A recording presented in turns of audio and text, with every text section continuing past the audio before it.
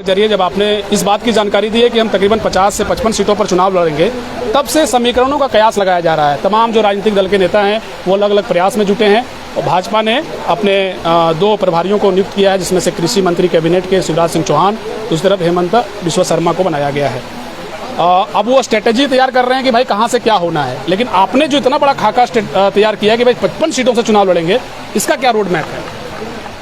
देखिए, इसके लिए हम लोगों ने भी टीम का गठन किया है और टीम लगातार उन विधानसभा क्षेत्रों का दौरा कर रही है, उस विधानसभा क्षेत्र की परिस्थितियों का अध्ययन कर रही है और लगातार मेहनत कर रही है, लोगों को एकजुट कर रही है, लोगों को हमारे सांगठनिक ढांचे में जोड़ने का कार्य कर रही है। और हमें उम्मीद है कि विधानसभा का जब चुनाव होगा तो हम लोग बहुत ही मजबूती के साथ और बहुत ही एकदम बेहतर तरीके से लड़ने की तैयारी में हैं।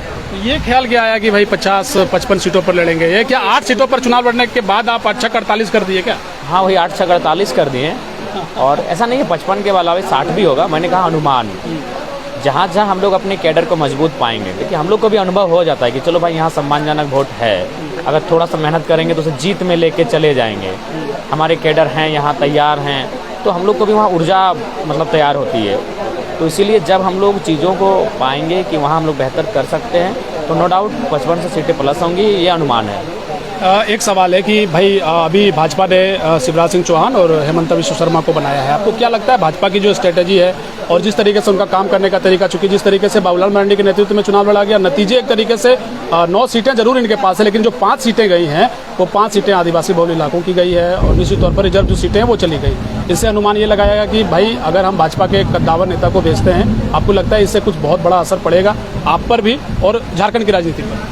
हाँ, देखिए मुझे लगता है कि विशेष असर नहीं पड़ेगा, लेकिन दोनों काफ़ी काबिल नेता हैं, नो डाउट, उसमें कोई शक नहीं, संदेह नहीं। लेकिन मुझे लगता है कि असर इसलिए नहीं पड़ेगा कि आखिर वो कहेंगे यहाँ क्या, वे जो भी बात कहेंगे उनका तो लोग कटाक्ष करेंगे।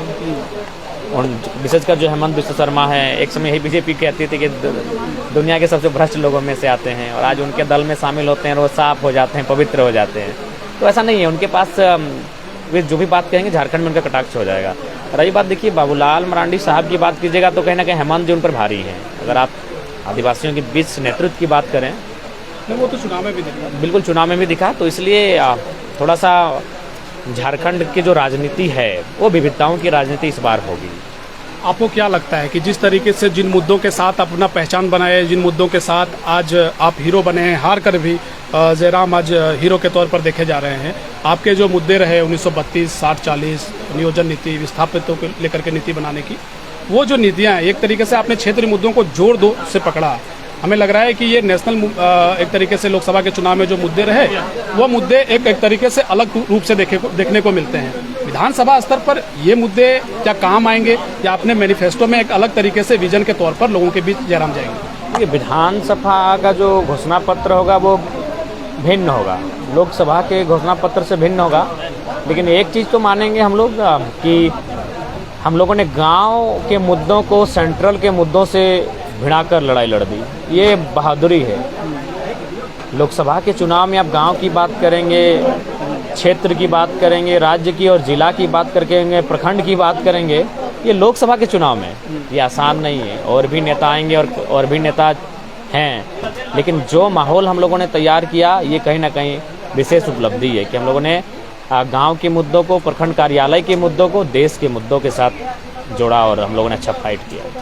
ग्रामीण क्षेत्रों में खूब धमक है आपकी, शहरी क्षेत्रों को लेकर कई तरह के कयास है कि भाई शहरी क्षेत्रों में जयराम जी का वोट नहीं है आप, लेकिन फिर भी सदर की बात कर ले तो तकरीबन 2700 के आसपास लोगों ने आपको मत दिए, 22,000 वोट गिरिडीह विधानसभा से आपके आए हैं। शहरी वोटों का जो एक तरीके से बैंक है या शहरी वोटरों को एक तरीके से लाने का जो खाका है, उसका कोई आप मैप तैयार कर पाए हैं, ब्लूप्रिंट है आपके पास कि कैसे इन वोटरों तक भी पहुंचा जाए? उन पर अभी विशेष काम हो रहा है। हम लोग भी अध्ययन कर रहे हैं कि शहर के वोटों का रुझान अपने पक्ष में कैसे लाया जा सके और उसके लिए विशेष टीम, विशेष दल तैयार किया गया है और उनको विशेष कार्य सौंपा गया है। मुझे उम्मीद है वो 15 दिनों से पहले रिपोर्ट सबमिट कर देंगे कि शहर के जो वोटर्स हैं उन तक हम लोग कैसे पहुंच सकते हैं। आप बार बार जिक्र कर रहे थे जब बजाते मीडिया कॉन्फ्रेंस आप कर रहे थे, कई साथियों ने कहा कि भाई एक सवाल हमारा शेष रह गया, पूछ लीजिएगा अगर आपके गिरिडीह में आए तो। सवाल ये कि आपने कहा कि हमें धोखा मिला, 22 तारीख को हम लोग साथ में खाना खा रहे थे, पता चला कि अपने बहनोई को, अपने बहन को फोन के जरिए बताया जा रहा था कि भाई आप उन्हें जयराम को वोट ना करें, अगर जयराम जी जीतते हैं तो हम लोग कहाँ रहेंगे। ये वाला जो वाकया है, ये क्या इसके अंदर स्ट्रेटेजी है, मतलब क्या इसमें कुछ लोग चूंकि हम लोग ये भी कह रहे हैं कि वो लोग हमारे पार्टी से चुनाव भी लड़ेंगे। कुछ लोग हैं और कुछ लोग, हम लोग का दिल बहुत स्वच्छ है। कोई भी अगर हमारे पास आता है तो हम लोग कभी शक नहीं करते हैं। हमारे रिजवान दा, इनको कुछ दिन पहले ही हम लोग कुछ लोग आए हमारे बीच अचानक, रात्रि को उनसे बात हुई और पता चला अगले दिन वो किसी विपक्षी दल के केबिन में बैठ के चाय पी रहे थे। तो हम लोग बहुत मतलब एकदम साफ दिल है, मन भी साफ है, हम लोग का दिल भी साफ है। जो कहते हैं पब्लिक के सामने कहते हैं, हम लोग धूर्तता की पॉलिटिक्स नहीं करते हैं। अभी भी हम लोग कभी भी बैठ के अगला विपक्ष को कैसे टारगेट करना, वो हम लोग वो पॉलिटिक्स कूटनीति वाली नहीं करते हैं। हम लोग अपने आप को मजबूत कैसे करना उस पॉलिटिक्स पे काम करते हैं। तो ये चीज़ें इसलिए भी कि हम लोग बहुत सरल स्वभाव के लोग हैं। हम लोग किसी पे संदेह नहीं करते हैं। कोई नया भी व्यक्ति आता है तो सीधे हम लोग उनको, जो हम लोग का अपने वार रूम होता है वहीं ले जाके बैठते हैं कि बताइए क्या बात है, कैसे क्या करेंगे। कभी हम लोग किसी पे अविश्वास के दृष्टिकोण से हम लोग किसी को नहीं देखते हैं। सबको, जिसको भी हम लोग देखते हैं, विश्वास के दृष्टिकोण से देखते हैं। तो ये थोड़ा सा रहा है कि आज मतलब चालबाजी के दौर में अगर आप दिल से अगर कोई चीज़ करते हैं तो थोड़ा सा दिल वालों को दुख होता है। लेकिन खैर कोई बात नहीं, हम लोग इन सब सारी चीज़ों को भूलते हुए आगे बढ़ेंगे और उम्मीद करते हैं कि जो लोग चाह रहे थे कि इस चुनाव में हम लोग को गिराएं, उन्हें उनसे आग्रह होगी कि अब हमें उठाने के लिए प्रयास करें, क्योंकि हम नहीं उठेंगे। ये राज्य उठेगा, राज्य के मुद्दे उठेंगे और राज्य के नौजवानों का, किसानों का विश्वास उठेगा। नेता बन गए एकदम बिल्कुल। आप पहले एक बार सवाल पूछे थे आज से 2 साल पहले आपसे कि नेता बन गए। एक सवाल इसमें बहुत बड़ा है। सवाल ये है कि झारखंड में 2 साल के बाद पंचायत का चुनाव हुआ, 2 साल विलम्ब हो गया।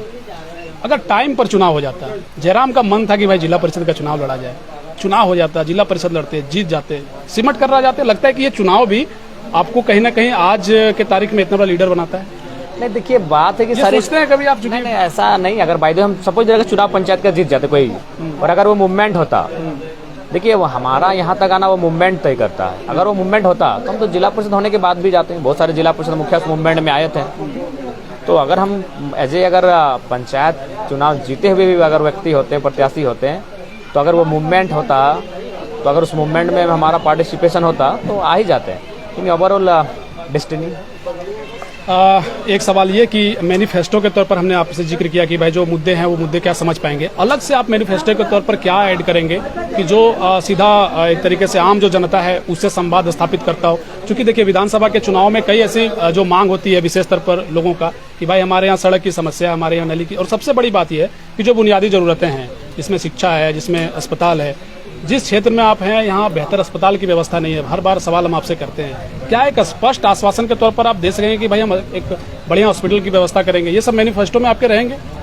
बिल्कुल, हम लोग प्रमंडल वाइज इन सब बातों को रखेंगे, क्योंकि अभी जिला वाइज आप इन पर देखना होगा, लेकिन प्रमंडल वाइज हम लोग एक बेहतर अस्पताल की तलाश में रहेंगे। कल हम गए थे Shaheed Nirmal Mahato Memorial College and Hospital गए हुए थे। बड़ी दृश्य वहाँ बड़ा अचंभा दृश्य था। तो इसलिए अस्पताल की जो व्यवस्था है नो डाउट लचर है। अगर हमारे जनप्रतिनिधि उन विषयों पर ध्यान देते तो ये स्थिति नहीं होती। वे अपना झोली भरने में व्यस्त है और देख ही रहे हैं वेतन उनका बढ़ रहा है।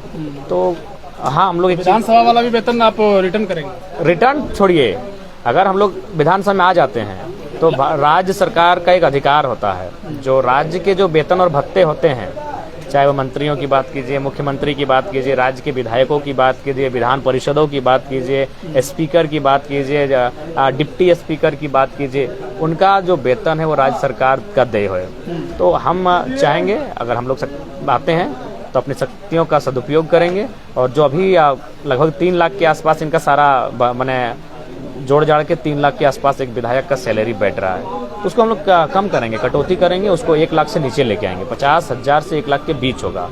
2 लाख एक विधायक से बचेगा। कौन से सीट से जयराम लड़ेंगे, सबकी नजरें इसी पर है। कहा गया कि भाई डुमरी लड़ सकते हैं। डुमरी में कहा जा रहा है कि घमासान हो सकता है। कई लोगों के आकलन है कि डुमरी हो सकता है आपके लिए माइनस हो जाए, आपके लिए मांडू सही है, आपके लिए गोमिया सही है। अब आप फिर से सस्पेंस करिएगा और 2 शब्द में बोल के निकल जाइएगा, ऐसा हमारे दर्शक बिल्कुल नहीं चाहते हैं। सही एग्जैक्ट क्या है और क्या आधार होगा कि भाई इस बार चुनाव लड़ेंगे? कौन सी सीट? देखिए, चलिए इस बार हम कोई सस्पेंस नहीं रखते हैं। हाँ, और विकास जी जो सुनना चाहते हैं वही बोलेंगे। हाँ, बताइए। तो हम चाहेंगे कि विकास जी 2 से 3 दिन का समय निकालें, हाँ, और वो जो भी हमारे क्षेत्र हैं उनका एक सर्वे तैयार करें। और आप सर्वे निकाल कर हमें कहिए, हम उसी सीट से लड़ेंगे। ये जिम्मा आपका है। ये आप घुमा रहे हैं, लेकिन फिर भी मन तो है ना, दिल तो है ना कि भाई हम जुमरा से लड़ेंगे, या फिर जुमरा पहाड़ से, या पारसनाथ की तराई से लड़ेंगे जयराम जी। मांग तो हर जगह है भाई, आपका तो गिरिडीह में भी हो रहा है, में हो सकता है, नहीं आपका तो कहीं दिल होगा ना। देखिए नो डाउट, अगर हमारे कहा जाए दिल ऐसा कुछ है हाँ, नहीं। मतलब बचेंगे, यही तो हम कह रहे हैं कि नेता बन गए हैं कि भाई बुरा ना लग जाए किसी को। बुरा नहीं, देखिए एक्चुअली बात ये है विकास जी, आदरणीय बड़े भाई, कि अभी जो परिस्थितियां हैं आप भी जानते हैं और हम भी जानते हैं कि अभी हम लोग चीज़ों को देख रहे हैं, क्योंकि कहीं ना कहीं जिस सीट से हम अपनी उम्मीदवारी की घोषणा करेंगे वो सीट, उसमें बिना माचिस के आग लग जाएगा। तो हम लोग चाहते हैं कि अभी इतना जल्दी आग ना लगे, बिल्कुल अभी माहौल को शांत रहने दिया जाए। बारिश का मौसम है, किसानों को खेती बाड़ी करने का अवसर दिया जाए। ये शांत मौसम है, शीतल मौसम है, जल की धारा सन सन सन सन हवा चलने वाला मौसम है, जल की धारा, नदियों की धारा का बहने का मौसम है, तो उन्हें बहने दिया जाए। जब किसानों का खेती बाड़ी समाप्त हो जाएगा, जब वो खेतों अपने कंप्लीट कर लेंगे, उसके बाद उस तापमान में वृद्धि किया जाएगा, उस तापमान को तेज किया जाएगा और ये तय किया जाएगा कि कहाँ से विधानसभा का चुनाव लड़ेंगे। एक बात है कि जैसे कि अब जब हम लोगों से आपको देख रहे हैं, जब आप गिरिडीह जा रहे हैं, अपने क्षेत्र में जा रहे हैं, तो हम देख रहे हैं कि कई लोग हैं जो आपके पास आ रहे हैं, आवेदन लेकर के आ रहे हैं कि भाई हमारी ये समस्या है, हमारी ये समस्या है। बजाते हम देख रहे थे कि टेलीफोनिक माध्यम से आप कई थाना प्रभारियों को कॉल लगा रहे हैं, डीएसपी को कॉल लगा रहे हैं। तो ये जो है, हारने के बाद भी लोग आपको एक नेता ही मान रहे हैं कि भाई सांसद जिससे हम बात करवा रहे हैं। तो ये जो एक तरीके से सिलसिला है लोगों का मिलने का, हमको लग रहा है लगातार बहुत ज्यादा है। इसको कैसे टेकअप कर रहे हैं, कैसे हैंडल कर रहे हैं इसको? हाँ, ये आसान नहीं है, लेकिन देखिए सबसे पहली बात है कि मैं राज्य की जनता को भी एक संदेश दूंगा कि अब वो समय आ गया है कि ऐसे नेताओं को राजनीति से बाहर कीजिए जो मतलब एक पूर्वाग्रह से ग्रसित होकर राजनीति करते हैं, जो एक बायस्ड कैरेक्टर से पॉलिटिक्स करते हैं। मैं आपको 2-3 नेताओं का नाम लिए बिना बताना चाहूँगा। लोकसभा के बाद कहीं ट्रांसफार्मर खराब हुआ था, तो वहाँ के लोगों ने, चूँकि अब सिटिंग MP MLA तो वही लोग हैं, हम लोग तो रहे नहीं, तो उन्होंने सिटिंग MP MLA को फ़ोन किया। उन्होंने स्पष्ट कहा कि तुम्हारे बूथ से हमको वोट नहीं मिला है। तो ये डर्टी पॉलिटिक्स, ये डर्टी माइंड की पॉलिटिक्स नहीं करना चाहिए, इतनी गंदी पॉलिटिक्स नहीं होना चाहिए। आज देश के जो प्रधानमंत्री हैं माननीय मोदी जी, उनको हमको लगता है 30 to 35% वोट मिले हैं। इसका मतलब जितना लोगों ने उनको चाहा है, उससे दुगुना लोगों ने उनको नहीं चाहा है। इसका मतलब ये थोड़ी 35% लोगों के PM है वो पूरे देश के PM है। तो जो लोग चुनाव जीत के जा रहे हैं उनकी मानसिकता बहुत ही निम्न है। ये कहा कि हम वहाँ नहीं जाएंगे। एक नेताजी हैं धनबाद के, उन्होंने कहीं समस्या हुआ तो सीधे बूथ खोल के देखा, बोला यार हमारे वहाँ 17-18 वोट है, हम वहाँ जीवे नहीं करेंगे। जीता हुआ प्रत्याशी, बताइए, जो अब शपथ ले रहे हैं, दिल्ली में बैठ के शपथ ले रहे हैं, और वे लोग इस प्रकार का काम कर रहे हैं। लेकिन मेरा वो कैरेक्टर नहीं है। जिस बूथ से मुझे कोई मतलब नहीं, आज तक मैंने बूथ नहीं खोला है, बस समीक्षा बैठक में खोला है कि भाई कहाँ कैसा हम लोग का मैंने उपस्थिति रहा। बाकी आज जो भी लोग हैं, बहुत सारे लोग तो हमको ये भी बोलेंगे बाबू हम आपको वोट नहीं किए हैं, लेकिन मेरा एक समस्या है। बोले अरे आपका तो सबसे पहले सुनेंगे। बोलिए बाबा क्या बात है। बहुत सारे लोग हैं जो मेरी तरह मतलब मुंह में बोलते हैं। तो उन्होंने कहा कि माफी कीजिएगा, हम लोग दिल्ली देख रहे थे, आपको नहीं वोट किए, लेकिन हमको लगता है कि उसका जो नेता है वो मेरा बात नहीं सुनेगा, तो आप कम से कम सुनिए। बोला कि क्या मैटर है। तो हम अभी जैसे आए गांडे के साथ ही आप समस्या को सुनाए, मैंने आपका जमुआ के साथ ही समस्या सुनाए, वो मेरा लोकसभा भी नहीं है। लेकिन भाई हम अगर लीडर है और मेरे टेलीफोन से अगर समस्या का निदान होता है तो हम क्यों प्रयास नहीं करेंगे? ये सोच होना चाहिए एक लीडर का। लेकिन हमारे जो लीडर जो जीते हुए हैं, आप बताइए, कोई कहीं बिजली का कनेक्शन काटने की धमकी दे रहा है कि वोट नहीं दिए बिजली कनेक्शन काट देंगे, कोई धमकी दे रहा है राशन कार्ड से नाम हटवा देंगे, कोई धमकी दे रहा है प्रधानमंत्री आवास जो चढ़ा है उसका नाम कटवा देंगे, कोई धमकी दे रहा है ये कर देंगे, कोई धमकी दे रहा है तुम जो काम धंधा कर रहा है उसको ठप कर देंगे, डैमेज कर देंगे। और ऐसे नेता जीत के चुनाव आ जाते हैं। ये लोकतंत्र की खूबसूरत तस्वीर नहीं है। जो बदला लेने के भाव से राजनीति करे, ये खूबसूरत तस्वीर नहीं है। अगर राजनीति करनी है तो बदलाव लाइए। जिन लोगों ने वोट नहीं भी दिया है उनसे भी प्रेम कीजिए, और जिन लोगों ने दिया है तो उनको तो स्वीकार कीजिए, उनका स्वागत कीजिए। ये राजनीति होनी चाहिए। एक अंतिम सवाल है कि चूंकि आप निर्दलीय प्रत्याशी के तौर पर थे, हमें लग रहा है ये दूसरी बार हम सवाल आपसे कर रहे हैं। चूंकि रजिस्ट्रेशन और सिंबल बहुत फैक्टर करेगा, इतने बड़ी संख्या में आपको चुनाव लड़ना है, 50-55 के आसपास। अगर चुनाव आयोग अगर आपको सिंबल नहीं देती है, रजिस्ट्रेशन अगर नहीं होता है, तो आपको लगता है बहुत टफ हो जाएगा चुनाव या समीकरण बनाना? बिल्कुल टफ हो जाएगा, बहुत ज़्यादा टफ हो जाएगा चुनाव अगर हम लोग को सिंबल और रजिस्ट्रेशन नंबर अलॉटमेंट नहीं हुआ तो। इसलिए टफ हो जाएगा कि मान के चलिए विधानसभा के चुनाव में प्रत्याशियों की संख्या भी ज़्यादा होगी, 20, 22, 24, 25, 30 भी हो सकता है। तो हम लोग को अगर 29वां नंबर, किसी को 28वां नंबर मिला तो बहुत समस्या हुई। उतना छोड़ी, जो मेरा नंबर 12 था ना, वहाँ समस्याएं हुई। हमको लगता है ज़्यादा नहीं तो कम से कम तो और 1000-2000 वोट आ सकते थे, सिर्फ नंबर 12 होने के कारण।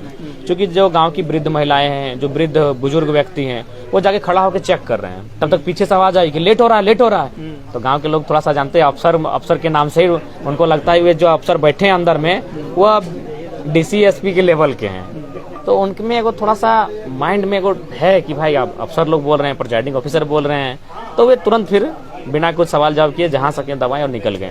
तो ये चीजें ये प्रोसेस कहाँ तक आपकी टीम में क्या काम किया जाए? जुलाई के महीने में ये सारी प्रक्रियाएं हो जाएगी। एक सवाल एक मीडिया कर्मी ने भी किया था, हम भी सोच रहे हैं कि कर ही लें आपसे। दिल्ली जाते हैं, वही वाला बात है कि भाई दिल्ली जाने का, एक तो इस बार अभी आप गए थे 2 कार्यक्रम में आप शरीक हुए, एक तस्वीर वायरल हुई, खूब पूछा गया अंबा प्रसाद जी के साथ का। तो इसमें एक सवाल निकल कर आया कि भाई ठीक है, पहले यही बता दीजिए कि भाई दिल्ली आप जाते हैं, कुछ अंदर खाने अलग तरीके का बातचीत नहीं, हर बार पार्टी का रजिस्ट्रेशन के सिलसिले में ही दिल्ली जाए हैं। जब भी गए हैं तो अपनी पार्टी को लेकर ही दिल्ली गए कि क्या प्रोसेस है, स्टेटस क्या है। शादी विवाह का ख्याल हुआ है? नहीं, अभी तक तो नहीं है। बहुत देर से सीरियस सवाल कर रहे थे, तो आपको लग रहा है दर्शक बड़ा गंभीर रूप सुन रहे होंगे, थोड़ा पूछ लेते हैं कि अभी ख्याल नहीं है। नहीं, आपके बाद सोचेंगे। नहीं, सबसे पहले आपका कराना जरूरी है ना। आप जब करेंगे, जब विकास जी का विकास होगा तो हम लोग भी पीछे पीछे देखेंगे। अच्छा, एक सवाल अंतिम रह गया फिर से। आपने कहा कि जितना दूर मेरा बूथ होगा उससे ठीक आप नाप लीजिएगा, उसके आधा किलोमीटर या मैंने 5, 10, 20 कदम पर हम लाइब्रेरी बनाएंगे। इस बार अपने भाषणों के जरिए, मीडिया के जरिए आप कौन सा ऐसा मजबूत रूप से, हम बार बार इसलिए जिक्र करते हैं चूंकि इनका बड़ा असर होता है, क्योंकि अभी देखिए झारखंड सरकार 25 बरस से 49 बरस के लोगों को पेंशन देने की घोषणा, तमाम तरह की घोषणाएं चल रही हैं। जाहिर सी बात है भाजपा भी घोषणाएं करेंगी सेंट्रल के माध्यम से। आपकी घोषणा क्या है? तो घोषणाएं तैयार हो रही हैं और जैसे ही तैयार होंगी हम लोग मीडिया कॉन्फ्रेंस के माध्यम से उनको। लाइब्रेरी वाला बचेगा, रहेगा? नहीं, लाइब्रेरी क्यों नहीं रहेगा, लाइब्रेरी हर बार रहेगा। हम लोग तो लाइब्रेरी शिक्षा के तर्ज पर स्वास्थ्य को भी उसी तरह से हम लोग कम से कम प्रखंड स्तर में स्वास्थ्य को मजबूत, प्रखंड स्तर में स्वास्थ्य है नो डाउट, हम लोग चाहेंगे उसको कि और डाउन लेके आए और नीचे लेके आए और मैंने सुलभ तरीके से लोगों तक पहुंचाएं और बेहतर किया जा सके। और नीट की परीक्षा पेपर लीक हो गई, इसको लेकर हम यही कहेंगे कि देखिए एजुकेशन सेक्टर में माफिया बहुत ही हावी है और मेरा मानना है कि जो वर्तमान की सरकार है, चाहे दिल्ली में बैठ रही है फिर राज्य में बैठ रही है, वो कैपिटलिज्म को सपोर्टर है और सीटों को भारी संख्या में बेचा जा रहा है। आप लोग खुल के कहीं विरोध नीट को लेकर के कहीं करते नजर नहीं आ रहे हैं। ठीक है, मीडिया में एक बयान दिया जा रहा है, लेकिन JPKS के माध्यम से वैसे जो छात्र हैं उनका जीवन तो आखिर सच में अंधेरे में जाएगा ना। नहीं, हम लोग उनके साथ हैं, लगातार हम लोग उनके साथ हैं। जब भी राज्य में अगर किसी प्रकार के अगर कोई दल अगर इसकी अगुवाई करते हैं, क्योंकि हमारे जो अभी साथी हैं, हम लोग समीक्षा में समय चल रहा था तो थोड़ा सा बाधित थे, हम लोग उनके साथ ही, नहीं तो नो डाउट हम लोग अगुवाई स्वयं करेंगे। एक फिर से एक लास्ट ये अंतिम एकदम है, चुनाव से पहले गठबंधन नहीं करेंगे? नहीं, बिल्कुल भी नहीं करेंगे। पक्का? पक्का। मतलब भाजपा कहे कि भाई लड़ लीजिए हमारे साथ, या फिर JMM कहे कि भाई आप 30 सीटें रख लीजिए, 20 सीटें छोड़ दीजिए, जो भी समीकरण का दायरा होता है, नहीं जाएंगे? नहीं, बिल्कुल नहीं। देखिए हम लोग बाद में तो जाने का एक संभावना बनता है, लेकिन पहले नहीं। बाद में राज्य की परिस्थितियां तय होती है। पहले कोई राज्य के मतदाता ने जो एक उम्मीद जगाई है, अगर उसमें त्रुटि होती है, लेकिन पहले नहीं। अगर हमारा स्पष्ट कहना है कि अगर हम लोगों को केवल सत्ता में ही आना होता तो बहुत सारे विकल्प हैं, हम लोग सत्ता में आ सकते हैं, नो डाउट, सच बोल रहे हम लोग सत्ता में आ सकते हैं। अरे कई राजनीतिक दल आज 2-2 सीट लेके केंद्र की सत्ता में है, तो हम लोग को तो लोग उम्मीद भी जता रहे, हम लोग भी उम्मीद जता रहे कि अच्छी सीट लेकर आएंगे, लेकिन तो अपने दम पर लाएंगे। अपने दम पर लाएंगे। तो हम लोग अगर सत्ता में रहना चाहें तो रह सकते हैं, लेकिन हमारा उद्देश्य सत्ता में रहना नहीं है, हमारा उद्देश्य सत्ता को बदलना नहीं है, हमारा उद्देश्य व्यवस्था को बदलना है। और व्यवस्था परिवर्तन की लड़ाई मामूली नहीं है, व्यवस्था परिवर्तन की लड़ाई आसान नहीं है, क्योंकि आप उस व्यवस्था से टकराएंगे जिस व्यवस्था में ऐसे लोग बैठे हैं जिनका जो रात्र का छवि है वो दानवों के समान है। दिन में वो बहुत उजाले, दिन के उजाले में वो सज्जन की भांति अपने आप को प्रस्तुत करते हैं, लेकिन जैसे ही रात्रि की बेला आती है वो दानवी रूप धारण कर लेते हैं और उनकी गतिविधियां एकदम पिशाच के रूप में होती हैं। तो उन लोगों से हमारा जब सामना होगा उनके रात्रि के व्यवहार वाले रूप से, तो आसान नहीं होगा कि उस व्यवस्था को अब चैलेंज करें, लेकिन हम लोग लगेंगे। एक जन सुराज के प्रशांत किशोर है, उन्होंने कहा कि भाई बहुत अच्छी बात उन्होंने कही कि अगर नीतीश कुमार जी को मोदी जी का समर्थन करना था तो कह देते ना कि पूरे बिहार के जिले में एक फैक्ट्रियां लगे, नौकरी की व्यवस्था सुदृढ़ करो, उसके बाद हम आपको समर्थन देते हैं। जयराम महतो अगर मान के चलिए आप अगर ऐसी सीट लेकर के आते हैं, सत्ता की चाबी जयराम के पास हो, तो समर्थन किन शर्तों के साथ किया जा सकेगा? जो राज्य की समस्याएं हैं, जो राज्य की मूलभूत समस्या, हमें लगता है कि लोग 1932 का खतियान, 60-40 नो डाउट स्थानीय नीति हमारे लोग के प्राथमिकता रहेगी, नियोजन नीति रहेगी, विस्थापन नीति रहेगी, और जो भी हमारे झारखंड की भाषा परंपराएं हैं उनको संयोजने की जो व्यवस्थाएं हैं वो हमारी प्राथमिकताएं रहेंगी। और नो डाउट हमें लगता है कि जनता सीधा आशीर्वाद देगी, गठबंधन में जाने की कोई आवश्यकता नहीं के साथ अगर आप जाएंगे, अगर ऐसी परिस्थिति बनती है? फ्री हैं हम लोग, एकदम फ्री हैं हम लोग, इंडिपेंडेंट ही हैं। समय लगेगा, उतनी जल्दबाजी क्या है? जब हम लोग राजनीति करने आए हैं, राज्य की तस्वीर को बदलने आए हैं, तो क्यों मतलब सत्ता का सुख भोगने नहीं आए? जो मतलब हम लोग आए, ऑफर आए तो उनके साथ चले जाएं। बस हम लोग अच्छा कर रहे हैं, अपने दम पे हम लोग अच्छा कर रहे हैं, और समय जैसे बढ़ेगा लोगों का विश्वास भी हम पे बढ़ेगा और लोग सामने आएंगे। चलिए, बहुत शुक्रिया आपका। धन्यवाद आपका भी।